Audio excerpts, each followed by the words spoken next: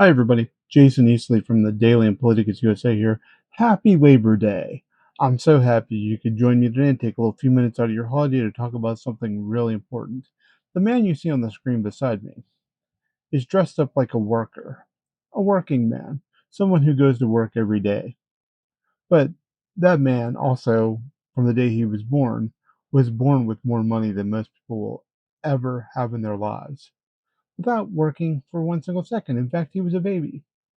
That man also has never worked a day in his life for anyone not named Trump.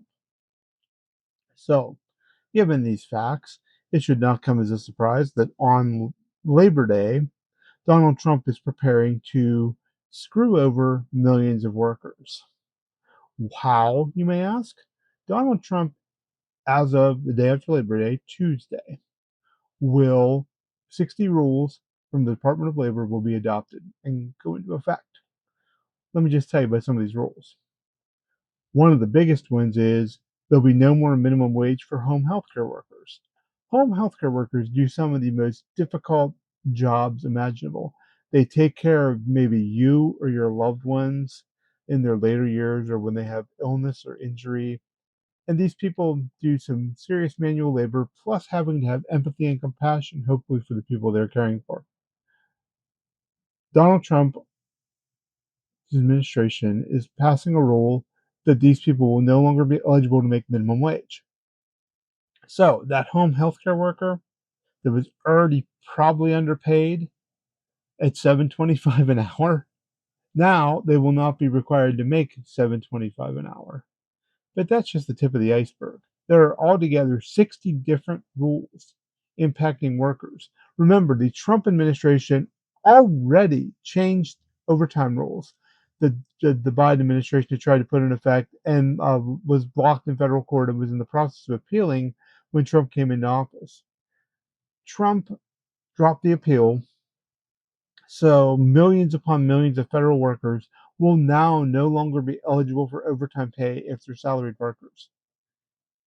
Secondly, the home healthcare issue, the home healthcare worker issue will impact 3.8 million workers. Then there's the issue of Donald Trump weakening and dropping mine safety regulations. So if you are a miner, if you work in the mines, like I live in an area of the country where a lot of people for a lot of generations did work in the mines, your workplace got a lot safer. That a lot less safe and I should say more unsafe. And those changes in the rules have been so egregious they've even got drawn criticism from elected Republicans in coal states, saying that they're jeopardizing the lives of workers. But that's just part of it. Another big rule change involves safety in the workplace. Donald Trump's administration is changing if OSHA can come after employers for unsafe work environments. And they're also changing the kind of penalties employers can face if an environment is deemed unsafe.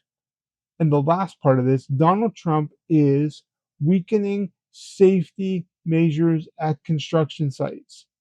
So you might be thinking, Trump's because what the only thing that gets attention in these issues is unionized workers and Trump taking away unionization from federal workers. That's what's gotten some headlines. But in reality, there's a whole lot of working people who don't make much money and who work physically really demanding jobs that are now going to be less safe in the workplace as of Tuesday because of Donald Trump. Donald Trump is the most anti worker president in this century, maybe even in the last century as well. Trump is more anti worker than Ronald Reagan. Notice I didn't say anti union, and this is a mistake Democrats make frequently. Workers' rights, and I have a graduate concentration in industrial labor relations. Workers' rights are not the same as union rights. Sometimes Democrats think, oh, we talk about workers all the time. We talk about joining a union. But that's not the same thing. Unions can protect and negotiate for workers' rights, but workers' rights are with just a small percentage of U.S. private sector workers enrolled in a union. When you simply limit the conversation to unions, you're neglecting 90 odd percent of the workforce in the private sector. Workers' rights involve things like a safe workplace, family and medical leave, the ability to make at least minimum wage. It doesn't matter if you're in a union or not. Sure, unions would help with some of those issues, and there's good unions and there's bad unions, but a union isn't the only solution. Whenever you have a fundamental dismantling of non-unionized labor's rights, workers who aren't in a union are losing their rights, are losing their safety. That's what Donald Trump is doing this Labor Day, while he pretends to be a worker when he needs to get some votes. He pretends to work at a closed McDonald's. He gets in a garbage truck and drives around or rides around and pretends to be part of the working class. Donald Trump hates workers. He hates workers. He hates having to pay workers. He considers workers an unnecessary expense. And this man will never have your interest at heart if you're working hard at a job. That's not a Democratic issue. That's not a Republican ideological point. That's just who Donald Trump is. And this is the way he's spending Labor Day, by getting ready to harm workers less than 24 hours later. I'm Jason Easley. I write for Politicus USA. I write for The Daily with Sarah Jones. Please subscribe to our publications on Substack. Please also like, follow, and subscribe to our YouTube channel, Politicus Media. Have a great holiday, and I'll see you soon.